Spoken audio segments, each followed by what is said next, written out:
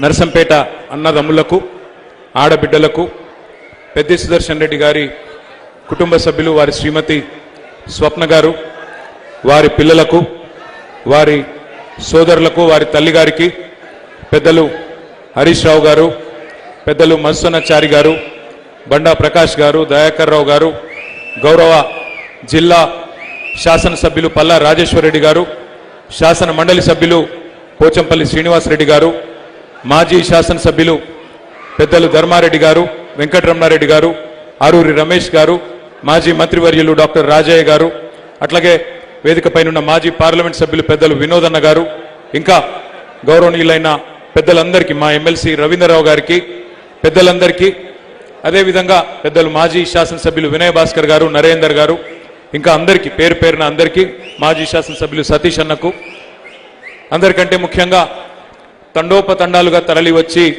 పెద్ది సుదర్శన్ రెడ్డి గారి ఆత్మ శాంతించాలని కోరుకున్న ప్రతి ఒక్కరికి కూడా పేరు పేరున హృదయపూర్వకంగా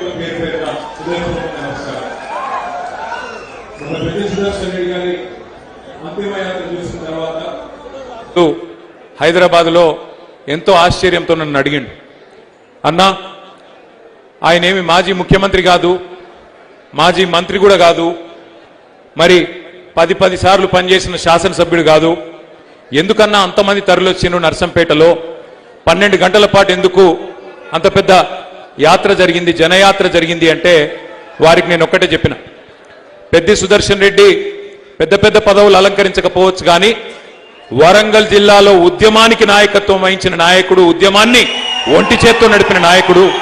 అందుకే ఓరుగల్లు మొత్తం కదిలొచ్చిందన్న, ఓరుగల్లు మొత్తం కదిలొచ్చి పెద్దన్నను చివరిసారి చూసుకుంటామని చెప్పి బాధతోని కదిలి వచ్చిండ్రు అని వారికి వివరించి చెప్పిన.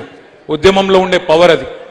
ఉద్యమానికి నాయకత్వం వహించిన నాయకుడికి ఉద్యమ బిడ్డకు ఉద్యమ గడ్డ ఇచ్చిన గౌరవం అది అని వారికి నేను చెప్పిన.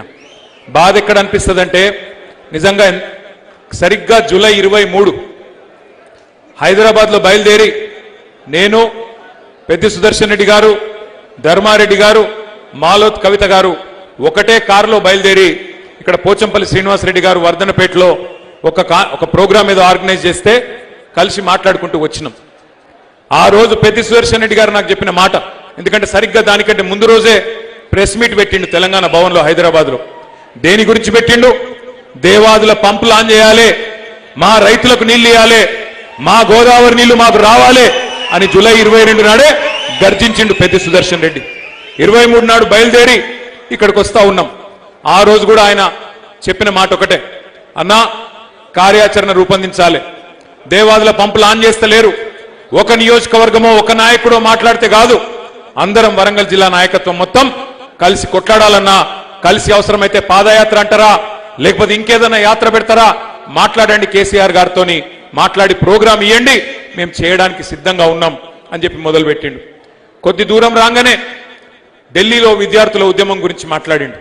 అన్న విద్యార్థులు ఢిల్లీలో కదం దొక్కుతుంటే మనం హైదరాబాద్లో ఏదో ఒకటి చేయాలన్నా, ఆ పిల్లలకు సంఘీభావం చెప్పాలంటే అప్పటికప్పుడు అర్ధగంట లోపల ఓ దిక్కు పెద్దన్న, ఇంకో దిక్కు ధర్మారెడ్డి అన్న, ఇంకో దిక్కు మాలోత్ కవిత, మేమందరం అప్పటిదప్పుడే అనుకొని తెల్లారి ఇందిరా పార్క్ దగ్గర పిల్లల కోసం ఒక ధర్నా కార్యక్రమం చేద్దామని చెప్పి నిర్ణయం తీసుకొని వెంటనే వరంగల్ జిల్లా నాయకత్వం మొత్తానికి పెద్దన్ననే ఫోన్ చేసిండు.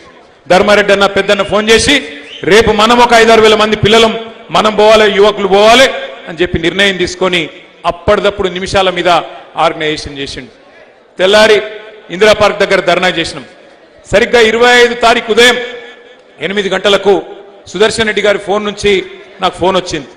నేను ఫోన్ ఎత్తిన, ఏమన్నా ఏం సంగతి అని ఫోన్ ఎత్తితే ఆయన శ్రీమతి స్వప్న ఏడుస్తా ఉన్నది.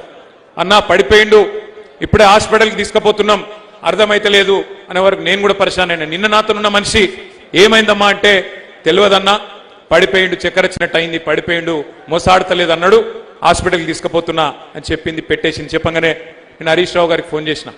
ఇద్దరం ఒకటే సెకండ్లో పెద్దికి ఇట్లా అయిందంటే తట్టుకోలేకపోయినాం. బయలుదేరి వెంటనే అర్ధగంట లోపలనే బయలుదేరి ఇక్కడ చేరుకున్నాం, ప్రయత్నం చేసినాం. ఎంత ప్రయత్నం చేయాలో మరి మనతో మనుషులుగా ఎంత అవుతుందో అంత ప్రయత్నము కేసీఆర్ గారి ఆదేశాల మేరకు పెద్ది మీద ఉన్న ప్రేమతో అన్ని ప్రయత్నాలు చేసినాం. గ్రీన్ ఛానల్ పెట్టి హైదరాబాద్ తీసుకుపోయినాం. ఇక్కడ వైద్యం ఇంకా మెరుగైన వైద్యం కావాలని చెప్పి అక్కడ కూడా తనలాడినాం. అమెరికాలో లండన్లో ఎక్కడ వైద్యులున్నా వాళ్ళని మాట్లాడండి అంటే మాట్లాడినాం. వాళ్ళతో కూడా సలహాలు తీసుకున్నాం. ఎంత తనలాడినా మన దురదృష్టం మరి పెద్దన్న మనకు దక్కలేదు. చివరికి 4-5 రోజులు మృత్యువుతో పోరాడి చనిపోయింది. కానీ పెద్దలు చెప్తారు ఎంతకాలం బతికినమన్నది కాదు, 100 ఏళ్ళు బతకచ్చు, కానీ ఎంతకాలం బతికినమన్నది కాదు, ఎట్లా బతికినమన్నదే ముఖ్యం. అది పెద్ది సుదర్శన్ రెడ్డి గారి అంతిమ యాత్రకు తరలి వచ్చిన జనం. వాళ్ళేమీ మనం పిలిచిన వాళ్ళు కాదు, మనం చెప్పలేదు ఎవలకు. కానీ కొన్ని లక్ష పైచిలుకు మంది 12 గంటల పాటు వర్షం పడుతుంది, ఇబ్బంది అవుతుంది, కానీ ఎవ్వరు ఎక్కడ కదలలేదు. మేము ఇక్కడికి వచ్చి నల్లబెల్లికి వచ్చి 5:30-6 గంటలు ఎదురు చూస్తా ఉన్నాం, వస్తున్నారంటే కదలనిస్తలేరు. అటువంటి జనసందోహం, అటువంటి అభిమానం నిజంగా పెద్ద జన్మ ధన్యమైంది. స్వర్గంలో ఎక్కడున్నాడో కానీ ఆయన జన్మ ధన్యమైంది. ఎందుకంటే ఇట్లాంటి అభిమానం ఇక్కడ మనిషి మరణించిన తర్వాతనే తెలుస్తుంది ఆయన గురించి ప్రజలు ఏమనుకున్నారనేది. గెలిచింది ఒక్కసారే కావచ్చు, కానీ జనం గుండెల్లో నిలిచిపోయిండు పెద్ది సుదర్శన్ రెడ్డి. అందుకే మీ అందరికీ నేను మాటిస్తా ఉన్నా, 2 ఏళ్లలో మళ్ళీ తిరిగి కేసీఆర్ గారు ముఖ్యమంత్రి అవుతారు పెద్ది సుదర్శన్ రెడ్డి గారు కోరుకున్న విధంగా. ఆ తర్వాత ఏ మెడికల్ కాలేజ్ గురించి అయితే ఇప్పుడే హరీష్ అన్న చెప్పిండో ఆ మెడికల్ కాలేజ్ కు పెద్ది సుదర్శన్ రెడ్డి పేరు పెట్టేది పక్కా పెడతాం. పెట్టి పెద్ది సుదర్శన్ రెడ్డి పేరు నర్సంపేటలో చిరస్థాయిగా నిలిచిపోయే విధంగా, భవిష్యత్తులో ప్రతి తరము గుర్తుపెట్టుకునే విధంగా వారికి ఘనంగా నివాళి అర్పిద్దాం. అట్లాగే హరీష్ అన్న చాలా విషయాలు చెప్పారు. 2 విషయాలు మాత్రం నేను చెప్తాను. ఆయన పట్టుదల ఎంత గొప్పదో. చేసింది ఒక్క టర్మే ఎమ్మెల్యేగా, ఆ ఒక్క టర్మ్లోనే కరోనా మహమ్మారి కూడా వచ్చింది. అతలా కుతలమైంది ఆర్థిక వ్యవస్థ, కానీ ఆయన చేసిన పనులు సామాన్యమైన పనులు కాదు. నన్ను పిలిచిండు, నర్సంపేటలో ఇంటింటికి గ్యాస్ ఇస్తున్నా, వంటింటి గ్యాస్ ఇస్తున్నా, సిలిండర్లు అవసరం పడదు మా ఆడబిడ్డలకి కాడి నుంచి అన్నాడు. నిజంగా చేసినవా అన్న? చేసినా, నువ్వు రా అని చెప్పి నన్ను తీసుకొచ్చి ఆ రోజు ప్రారంభోత్సవం చేపించిండు. గజ్వేలులో లేదు, సిద్దిపేటలో లేదు, సిరిసిల్లలో లేదు, ఎక్కడ లేదు రాష్ట్రంలో ఏ నియోజకవర్గంలో. ఉన్నది ఒకే ఒక్క నర్సంపేట పట్టణంలో. దానికి ఎవరు కారణం? పెద్ది సుదర్శన్ రెడ్డి. అట్లాగే మొన్న వ్యవసాయ శాఖ మంత్రిగా పనిచేసిన నిరంజన్ రెడ్డి గారు చెప్తున్నారు, రాష్ట్రంలో ఎక్కడ లేని పథకం తెచ్చిండు పెద్ది. ఒక 100 కోట్ల రూపాయలు మా రైతులకిచ్చి పనిముట్లు ఇవ్వాలి ప్రత్యేకంగా అని చెప్పి ఒక ప్రాజెక్టు తీసుకొని కేసీఆర్ దగ్గర పోయింది. కేసీఆర్ గారు అడిగింది ఎక్కడ లేదా బడ్జెట్లో లేదంటే, నాకు అదంతా తెలియదు సార్, మా నర్సంపేటకి ఇయ్యాలి అని మంకు పట్టుబట్టి అటు వ్యవసాయ మంత్రిని ముఖ్యమంత్రిని కొట్లాడి ఒప్పించి సాధించిన గొప్ప నాయకుడు, గొప్ప అభ్యుదయవాది పెద్ది సుదర్శన్ రెడ్డి. ఆయన గురించి చెప్పుకుంటూ పోతే చాలున్నాయి. కానీ తెలంగాణ రాకమునుపు ఆయన చేసిన పోరాటం ఒక ఎత్తు అయితే, తెలంగాణ వచ్చినాక ఆయన చేసిన పోరాటం, మళ్ళీ ప్రతిపక్షంలోకి వచ్చిన తర్వాత ఆయన చేసిన అద్భుతమైన కార్యాచరణ మరొక ఎత్తు. అందుకే మనం ఆయనకి ఇచ్చే నిజమైన నివాళి. ఒకవైపు ఆ కుటుంబాన్ని కంటికి రెప్పలా కాపాడుకోవాల్సిన బాధ్యత మన మీద ఉన్నది. వాళ్ళ పెద్ద స్వప్న గారు కానీ, వాళ్ళ పిల్లలు కానీ, వాళ్ళ అన్నదమ్ములు కానీ, సుదర్శన్ రెడ్డి గారు అన్నదమ్ములు కానీ, వారిని తప్పకుండా కంటికి రెప్పలాగా కాపాడుకునే బాధ్యత పార్టీది. మీరెవరు కూడా ఆందోళన పడవద్దని చెప్పి కూడా నేను విజ్ఞప్తి చేస్తా ఉన్నా.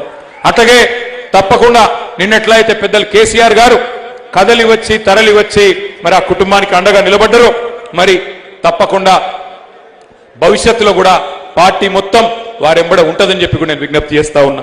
అట్లాగే మా సోదరులు నర్సంపేట మెడికల్ కాలేజీలో పుట్టిన ప్రతి బిడ్డ, అట్లాగే గలగల పారే పాకాలలో దుంకుతున్న గోదావరి జలాల్లో పారే ప్రతి నీటి బొట్టు తప్పకుండా పెద్ది సుదర్శన్ రెడ్డిని చరిత్ర గుర్తుపెట్టుకుంటది. తప్పకుండా సూర్యచంద్రులు ఉన్నంత కాలం నర్సంపేటలో పెద్ది సుదర్శన్ రెడ్డి పేరు ఉంటది. దయచేసి ఇది సంతాప సభ, సంస్మరణ సభ కాబట్టి ఎంతకంటే ఎక్కువ మాట్లాడకుండా మరి తరలి వచ్చిన ప్రతి ఒక్కరికి శిరస్సు వంచి హృదయపూర్వకంగా నమస్కారాలు తెలియజేస్తూ, జోహార్ పెద్ది సుదర్శన్ రెడ్డి, జోహార్ జోహార్, జోహార్ పెద్ది సుదర్శన్ రెడ్డి, జోహార్ జోహార్.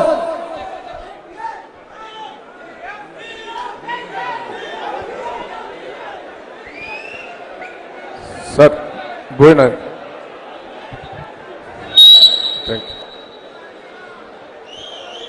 ఒక మౌనం, ఒక 2 నిమిషాలు మౌనం పాటిద్దాం దయచేసి ఒక 2 నిమిషాలు పెద్దన్న ఆత్మ మనశ్శాంతి కోసము ఒక 2 నిమిషాలు